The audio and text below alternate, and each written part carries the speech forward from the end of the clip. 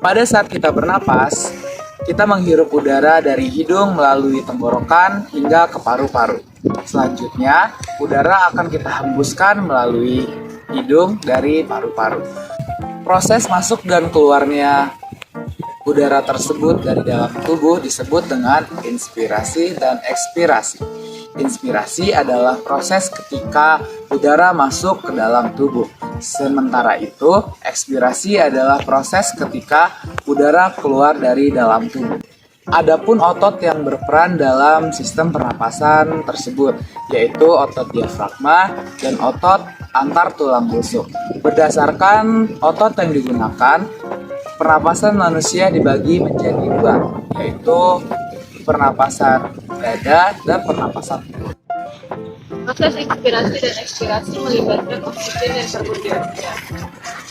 Ketika udara masuk ke dalam paru-paru pada saat inspirasi, oksigen akan diabsorpsi oleh alveoli dan akan ditransfer ke dalam aliran darah.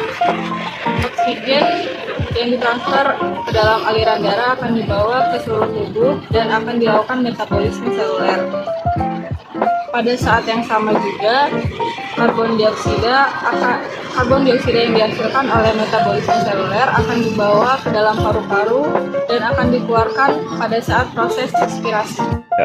Proses pada pernapasan dada dibagi menjadi dua. Yang pertama itu ada inspirasi dan ekspirasi. Di mana inspirasi itu yang terjadi adalah otot antar tulang rusuk luar akan berkontraksi dan menyebabkan tulang rusuk terangkat, membuat volume rongga dada akan membesar dan paru-paru akan mengembang, dan tekanan udara yang ada di dalam paru-paru itu akan lebih kecil dari udara yang ada di luar dan menyebabkan udara tersebut akan masuk ke dalam paru. Lalu ada proses ekspirasi, di mana yang terjadi pada ekspirasi ini otot antar tulang rusuk akan berelaksasi dan menyebabkan tulang rusuk tersebut akan kembali ke posisi semula, menyebabkan volume rongga dada tersebut akan mengecil dan tulang rongga dada tersebut akan membesar, dan tekanan udara yang ada dalam paru-paru tersebut akan lebih besar dari tekanan udara yang di luar dan menyebabkan udara tersebut akan keluar. Lalu selanjutnya itu ada pernafasan pada perut. Ada dua proses. Yang pertama itu proses inspirasi, di mana otot diafragma itu akan berkontraksi dan ditata.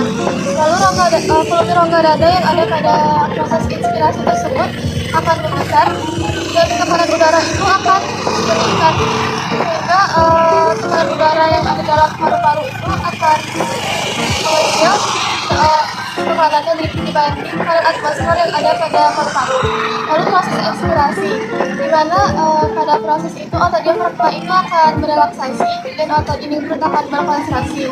Lalu volume rongga dada itu akan memiliki tekanan yang lebih kecil karena tertekan oleh diafragma yang terangkat dan melengkung, dan udara akan keluar dari paru-paru.